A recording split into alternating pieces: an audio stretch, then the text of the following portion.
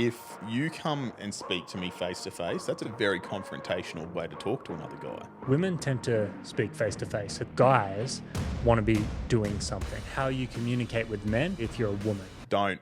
No, don't say that. Men struggle with communication, so they make jokes rather than facing their feelings. See, that is still a form of communication. It's a communication style. Yeah. Just because old love over there with blue hair doesn't get it. Karen. She thinks it's bullying. If you and I get it, fuck her. What advice are you giving to a woman saying, I'm trying to talk to my husband and I'm not getting through. He's a brick wall. Maybe just trying to make his life easier at the start off with. Do little things like make sure his dinner's ready, clean the kitchen, all the stuff you should do as a... No, I'm just kidding.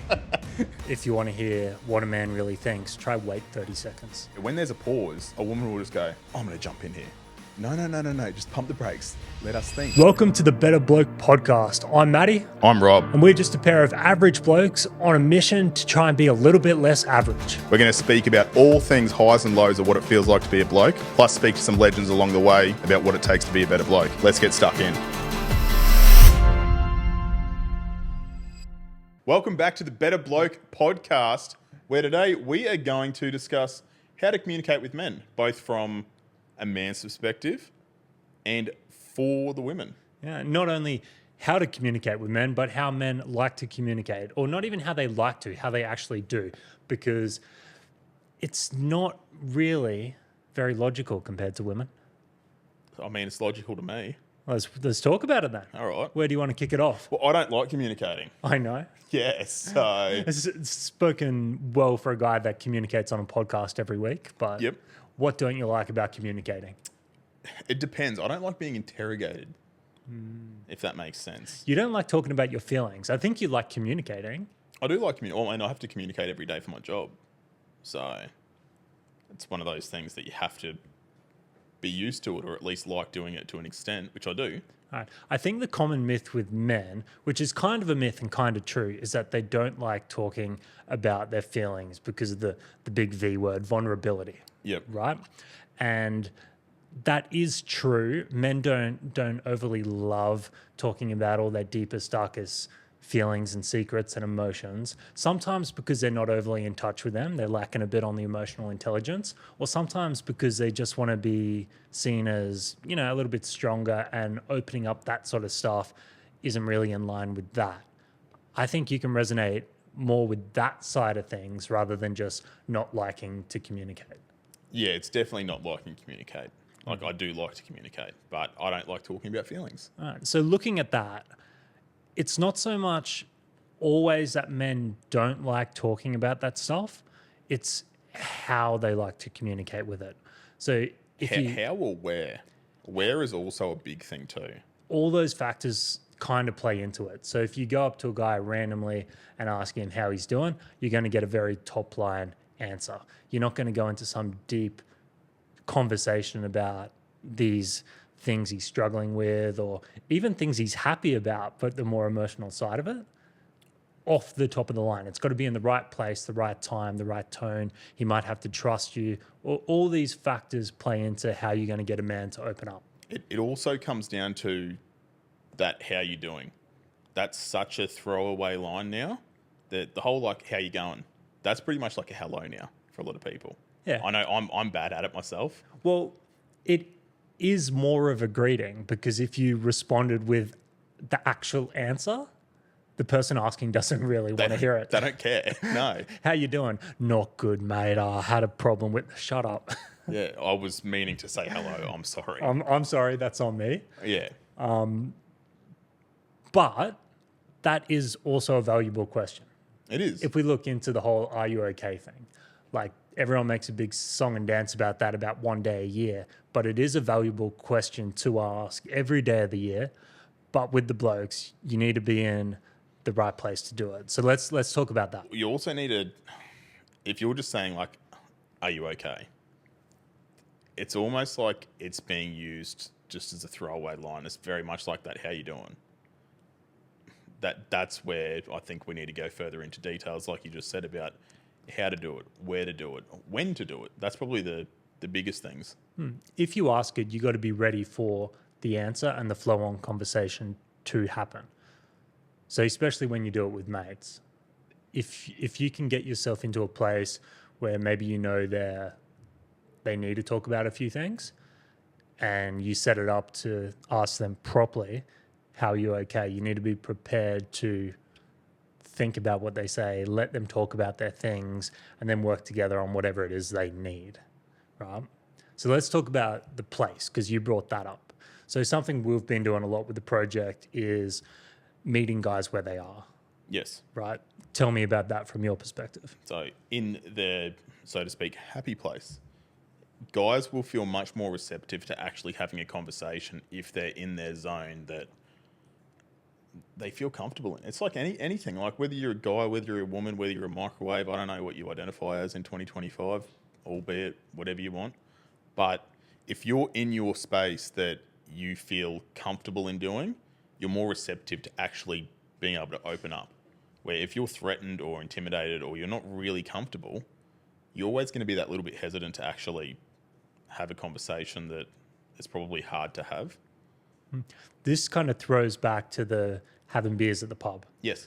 Guys used to go down the pub all the time. It's probably less common than it was back in the 80s, 90s, even 2000s, because everyone's so busy. They got all these commitments, and it's seen as like taking a bit of boys' time detracts from other things. But going to a pub in that environment, it's about having a beer and communicating, but it gives you the space to be able to talk to other boys. Yeah. Right? And that's similar that we've seen at, say, Summer Nights that we did earlier this year. It's a car event. It's people are there to watch very loud cars rip tires off. Yep. But when we were there, you know, people see the better bloke, the bloke's advice, and know sort of we're in this space where you can come and talk to us about a few things. And they did, because we're in their space and they felt a little bit more comfortable, but they knew that, hey, maybe these guys get this stuff. We had guys coming up to us while there's drifting happening, while there's all sorts of entertainment on, come up to the store and literally start talking themselves to the point where they got very emotional. And to see that happen at that event was kind of mind-boggling for me. It's beautiful. You hate that, don't you? You hate that so much. It's beautiful. That's so gay. Go. No, it's... No, it was like, it was something special. It's fucking because awesome, I reckon. You've got such a masculine testosterone fueled environment like Summer Nats. You've got guys, as soon as they wake up in the morning, they're cracking tins. The burnouts start, guys are hitting skid row. Like, it literally smells like fuel and alcohol. That's what the event smells like. But then throughout all this chaos and just excitement in the air, there was these little moments where guys would come up to us and like there was a few times where guys would just break down. They'll break down with us and we'd go for a walk with them because they felt safe in that space. Well, it's not really a safe space. There's a lot of moving parts to Summer Nights. But I think that speaks volumes to if you put yourselves out there in someone's happy place, so to speak, they're going to open up. So the takeaway for that, for people trying to have these deeper communication with guys, is to get them into a space where they feel more comfortable. Right? You've done a lot of this over the last 8 years with Blokes Advice. What would be your advice to get your mate into that situation? What are you going to do? Well, it depends what you and your mate share sort of experiences or bonds over. Like just say you and I played footy together and you were having a rough time, but you weren't quite open in just having a conversation. What I would do to you, I would go, hey, let's grab the footy and we'll go down to the park and go kick the footy. So at least there's something there that is bringing us two together. And we would literally stand maybe like 10 metres away and we'd just chip the footy to each other, pass the footy, and we'd have a conversation that way because we're doing something then too. It's not like we're just sitting down having that vulnerable chat or that chat where you're like, oh shit, this is sort of uncomfortable. You're physically doing something that brings us two together already. that speaks to something that the men shed sort of figured out. And that's men talk shoulder to shoulder, not face to face. Yep. Women tend to speak face to face. So they go for a coffee and they sit down and they look at each other and they're able to have this conversation back and forth with each other about all manner of things. Guys want to be doing something. They're a very thing orientated. Well, even with that shoulder to shoulder, like if you and I are talking like this, our feet are facing separate ways. If you come and speak to me face to face, that's a very confrontational way to talk to another guy. Like maybe not intimidating, but when someone speaks to you face to face like this, usually they're speaking to you face to face for a reason. It's not a good way to approach a guy. I don't know if that's just the way that I think about things, but No, I think like psychologically and socially, this has been proven. So if you want to make a guy comfortable, you don't face up and lock that eye contact. It's good for respect and all those sort of things. Love all that. But if you want to like kind of take the edge off a difficult conversation, like you said, go for a walk, be kicking a footy, be working on a car together. Don't even look at each other. You can talk while you're doing that thing. Yep. And it's just a breakdown of barriers so you can get into other stuff. Well, funnily enough, Jess and I spoke about this a little while ago with sort of going through all the old photos of the barbecues that we've had. And we had this talk. She's like, oh, how do you talk to guys doing all, like just asking the questions that, women are watching us communicate with these guys. She's like, what's the tricks? What's this? That there, I showed her all the photos. Not one photo was there guys standing face to face. Even when we're in a circle, everyone was sort of angled out and around and shoulder to shoulder, so to speak. There's probably an actual angle that's best for speaking to men at, but let's not get that scientific right now. We might do some more research on that. This is the thing, right? So she asked you, how do you do it? Yep. But we don't really think about it. It's almost like a social norm that you figure out over time. Does that make sense? Yeah, it is. Like, it's just something you learn it by doing it. Yeah, we're not intentionally going out there being like, we need to face this angle and we need to do this. And that's the same in the tone of the talk. I sort of feel like at barbecues you would walk around with an angle finder. It's an angle finder. Is that a protractor or is that a compass? The tractor's for drawing circles. Okay, so the compass must be for the angles. Yeah, but you need a protractor to draw the circle so you can get the fucking thing out to measure the angle. The thing out to measure the angle. I don't know. Maybe we go in first and like put a bunch of spray paint on the ground. Yeah, so we'll just line mark a few. Hey mate, come over here, stand here. All right, I'm this way. This is our optimal talking angle. Yeah. And from this, we're going to be able to communicate. No, guys don't fucking do that. We just do it. On the back of that, the way guys talk, Yep. especially in Australia, a big thing that we do is banter. Yes. You love a bit of banter. Banter is what makes the world go round in Australia. An interesting, I guess, definition for it was it's the negative expression of a positive emotion. We had this chat when we've spoken banter many times because much to what people think, we don't just come in here and go, hey, let's talk about this. This is conversations that Matty and I have across weeks and weeks and weeks, and we go, oh yeah, shit, we've had this chat. Let's actually talk about it. Explain to me what that is. For everyone else listening, they're going to give you the exact same thing that I thought of. Yeah, so what the fuck does he mean? Banter's an interesting one because the line between banter and bullying isn't that far apart. That's what the definition's for. Stay with me. All right. The line between banter and bullying isn't that far apart, and it comes down to intention and tone. So say a bloke has broken up, had a bad breakup 6 months ago, 12 months ago, and now he's found a new girl. He comes to you and says, I've found this new woman. You don't go, my friend, I'm so happy that you've found someone who sees you and loves you just the way I do. I'm proud of you. No, I'm going to go, oh, well, it was nice knowing you. No man in the history of mankind has ever said that. Not at the all. mate's going like, another ball and chain. We're never going to Yep. hear from you again. But they say all that with a smile on their face. They're not saying it in a mean, sort of degrading way. And saying it with a smile lets the other person know, okay, that's their way of communicating. It's a friendly thing. And that's banter. It comes to intention. Yep. Right? And that's how guys talk. And that's a negative expression, insults, of a positive sort of emotion.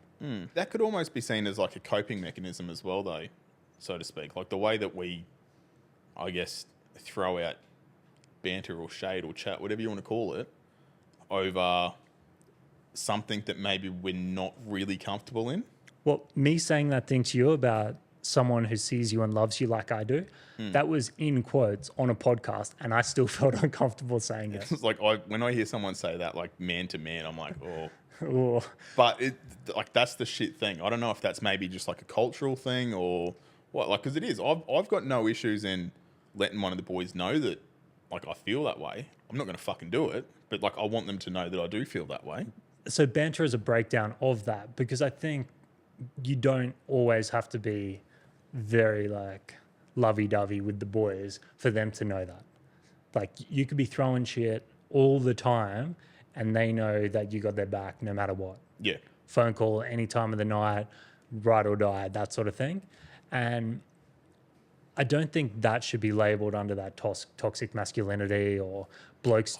I just hate that term. I know, in general. but that's what people will label it as. 100%. Or men struggle with communication, so they make jokes rather than facing their feelings. But that is still a form of communication. It's a though. communication style. Yeah. Like if I get it and you get it, there's no problem. No. Like just because old love over there with blue hair doesn't get it, Karen. she thinks it's bullying. If you and I get it, fuck her. That is a way that we've seen over years and years that blokes communicate. Blokes advice, perfect example. We get 10,000 posts every single year, 8 years. Let's say there's at least millions of comments. Yeah. Good proportion of that is banter. A great proportion of that is banter. And even in the banter, there's still gems hidden. They're almost like cryptic messages that unless you're part of that community or that conversation happening, you're not going to fully understand the benefits of what that banter has. So yeah, is banter for everyone? No, it's not. But the ones that do have banter between the boys, yeah, it's super fucking important. And a final note on banter, like I said, there's a thin line between bullying and banter. So especially for the guys that struggle with social cues a little bit, make sure you know the guy well enough and don't, push it to the point you're just being an asshole, because it is something you run the risk of doing. Yeah, and you probably get punched in the mouth. Yeah, and maybe you deserve it. Hey, your words, not mine, but definitely. And while we're on that note of speaking about knowing, your audience and all that sort of thing, we've had someone very special jump on board for Bloke of the Week this week. Do you want to let the audience know who's helping us out with promoting Bloke of the Week? Yeah, sweet. We got our first business supporting the Bloke of the Week giveaway, which is an awesome little segment we do highlighting guys doing good stuff or just overall, awesome bloke stuff. And it's Cowboy Grooming Co. Now, this is a small company, family-run business, exactly what we like, Aussie-owned, great products from down south. And they do beard oils and soaps and all that sort of stuff. And they've given us a little pack that we're going to add into the merch pack for the guys that win Bloke of the Week for the next couple weeks. So let's take a little look at this. Looking good and feeling good. It's got... Feeling better. It's very on trend. Feeling better. I wonder. Yeah, feeling better. It's got 4 different beard oils in here. Yeah, give that a sniff, mate. Tell me what you reckon. Let's get around it. Tasty and delicious. Oh, what's that? The Deadwood. It's got some nice earthy undernotes. I'm gonna hit a bit in the mo. What do you reckon? No. Is that hot?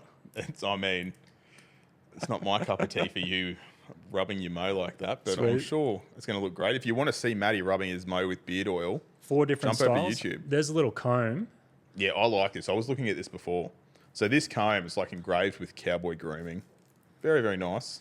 Vanilla honey soap and orange and spice soap. So cheers to Cowboy Grooming Co. We're going to get that out to Bloke of the Week, so we should probably move on to who that legend is. Who is our Bloke of the Week this week? We have the one and only Heath Harris. Heath Harris. So why is Heath Harris our Bloke of the Week? Now, the Better Bloke Project is now qualified with the PayPal Giving Fund, which means you're able to sort of do the fundraisers through Meta, Facebook, Instagram. And he did the whole, for my birthday this year, I'd love to give support to the Better Bloke Project. And he was the first guy to do that. So massive props for that, because what he was able to do is raise a bit of money for us, which helps us roll out some of these projects we're doing, the barbecues, working on stuff like this, the podcast, get us down south, which we're doing real soon. Jump online, it's on the events page. So yeah, big props to Heath for that. And not only that, he's been a valuable member and communicator within BA for what, the whole Years. time? Yeah, the whole time. Yeah. Like, I can't even. Does it smell really good? It smells real good, but I forgot to rub it in, so it's dripping down my face. You got to massage it in. Oh, it's nice. It's nice. It's it's looking so shiny now. Yeah. And lush. I bet it feels good. We're not kissing. We're not kissing? No. Not even for promo? So big shout outs to Heath. And if you do want to look up Cowboy Grooming Co., look them up on Instagram, or it's in the link to this. You can find all their stuff. It's a husband-wife team, so support that small Aussie local business rather than buying your shit from, I don't know, Myers. Fuck them. All right, that's fair. Like, it's just a good crew. Let's crack on with the podcast.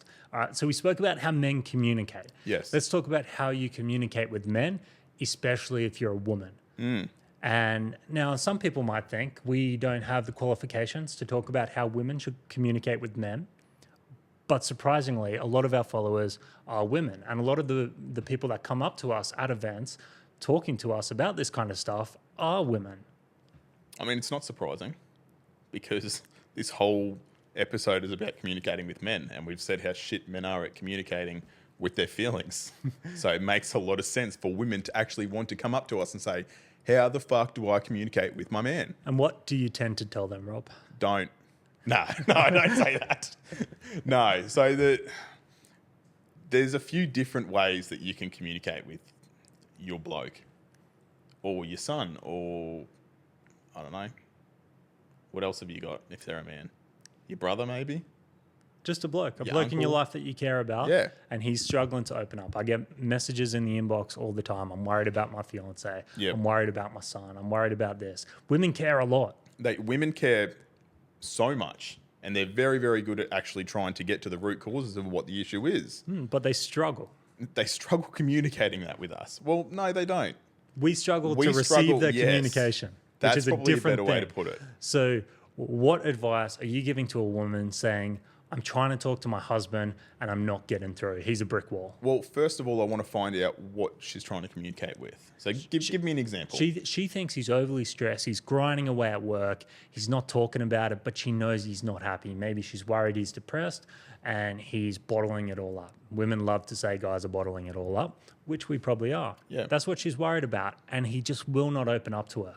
How's she supposed to get through to him a little bit? Well, is she being direct and to the point? Guys don't like trying to pick up on cues or subtle tips or hints or anything like that. Yeah. She's saying, what's wrong? Talk to me about it. And he's not having it. He doesn't want to. He's saying he's fine. Okay, that's the common response that every bloke is going to give. I'm fine. I don't want to talk about it. It's all good. Nothing to worry about. In reality, there'll be a shitload to worry about. There could be. So you just want to pick up on little things, like maybe just trying to make his life easier at the start off with. You can't go straight in and try and communicate off the rip. Do little things like maybe just make sure his dinner's ready, clean the kitchen, all the stuff you should do as a... No, I'm just kidding. No, if you're trying to communicate with your man and he's shutting down, shutting off, all that sort of thing, there's a good chance that maybe he's not ready to communicate, and that's completely fine. Like, you don't need to communicate every single time as soon as something goes wrong. Maybe try and set up, I don't know, some time with his mates. Or sometimes a woman's communicating with the man isn't what he needs at that point in time. So I know women want to help and they want to try and fix things as much as everyone says that's a very masculine thing to do. Sometimes guys just need guy time or in their environment, like we just said. Yeah, to expand on that, I think a wife or a fiance, the man will often see you as, you know, his girl, his queen, his life, and his role as a man is to be... Not burden you with shit. Not burden you with shit, but also be a strong rock and a supporter, and showing you that vulnerability is going to deter from that. So in that sense, maybe he does need to talk about it, but maybe talking to you isn't 100% the right thing for him right now. I think a lot of guys are coming around to speaking with their missus more, Yeah. but it's just those little social cues that women go about it very, very differently to how men do it.